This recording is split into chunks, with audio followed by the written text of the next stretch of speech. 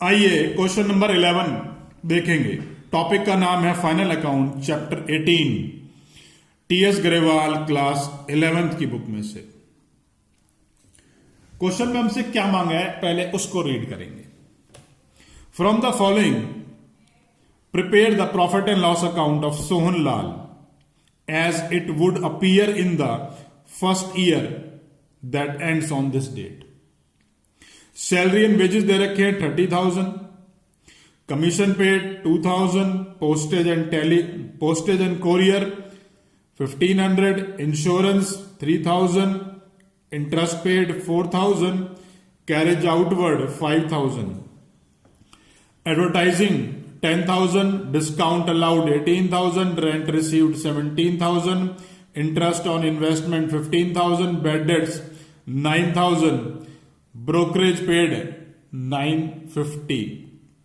The gross profit was 45% on sale, which amounts to rupees 6,50,000. तो चलिए profit and loss account का format मैंने यहां ड्रॉ कर लिया है और एक एक करके इसमें वैल्यूज लिखते चलते हैं।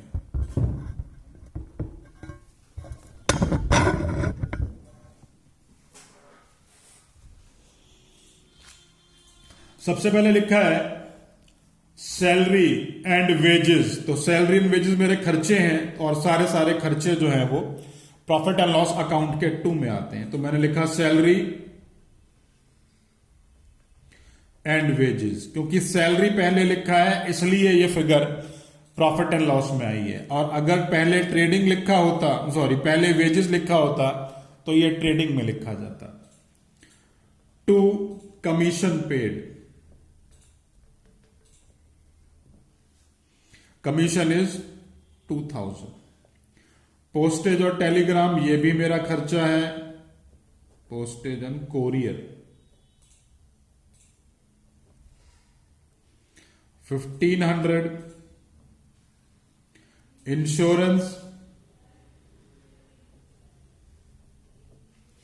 इंश्योरेंस इज 3,000,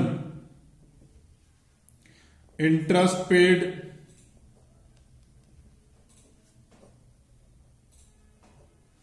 4,000, कितना है भाई 4,000,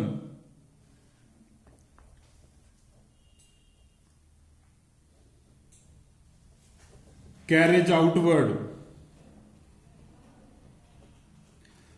आउटवर्ड इज 5,000। उसके बाद है एडवर्टाइजिंग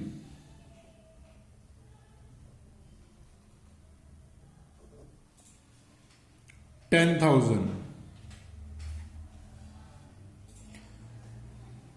उसके बाद लिखा है डिस्काउंट अलाउड भी मेरा खर्चा है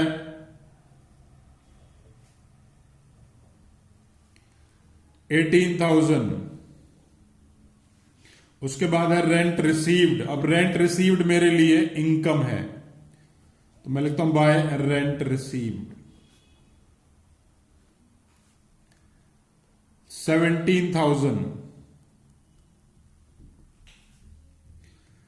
इंटरेस्ट ऑन इन्वेस्टमेंट ये भी मेरे लिए एक सोर्स ऑफ इनकम है 15,000। उसके बाद बैड डेट्स मेरे लिए एक्सपेंडिचर है, नुकसान है, तो P&L के डेबिट में आएगा 9,000। उसके बाद है ब्रोकरेज पेड। ब्रोकरेज भी मेरा क्या होता है भाई, एक्सपेंडिचर होता है।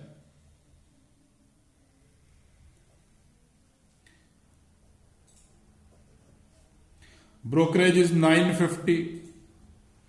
तो फाइनली हमने ये सारी फिगर्स यहां तक लिख ली हैं।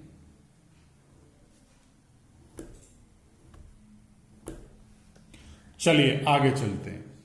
लास्ट में लिखा है the gross profit was 45% of sale, और सेल की वैल्यू कितनी दे रखी है 6,50,000। तो मैंने लिखा बाय ग्रॉस प्रॉफिट, और उसे कैसे कैलकुलेट करूंगा 6,50,000 का 45% निकाल दूंगा भाई। चलिए इसकी कैलकुलेशन लगा लेता हूं। 6,50,000 into 0.05, 0 into 0.45. This is 2,92,500. तो देखने से ही पता लग रहा है भैया ये क्रेडिट साइड का टोटल जो है वो ज्यादा आएगा, तो मैं इसे टोटल कर लेता हूं पहले और इस टोटल को दोनों साइड में लिख देता हूं। This is 3,24,500। ये टोटलिंग मैंने दोनों साइड में लिख दी। अब इस टोटल में से इन सारों को लेस कर देता हूं। -30,000, -2,000, -1,500, -3,000, -4,000, -5,000, -10,000, -18,000, -1,000, -950. This is 2,41,050. 2,41,050 ये आ गया मेरा क्या भाई। टू साइड में जो बचता है उसे हम कहते हैं नेट प्रॉफिट। अगर ये बाय में बच जाता तो मैं इसे कहता नेट लॉस। तो ये मेरा नेट प्रॉफिट बच गया। अब नेट प्रॉफिट बच गया है तो फाइनली क्वेश्चन हमें इसी तरीके से करना है। क्वेश्चन में कोई भी डाउट है तो नीचे कमेंट बॉक्स में कमेंट कर सकते हैं।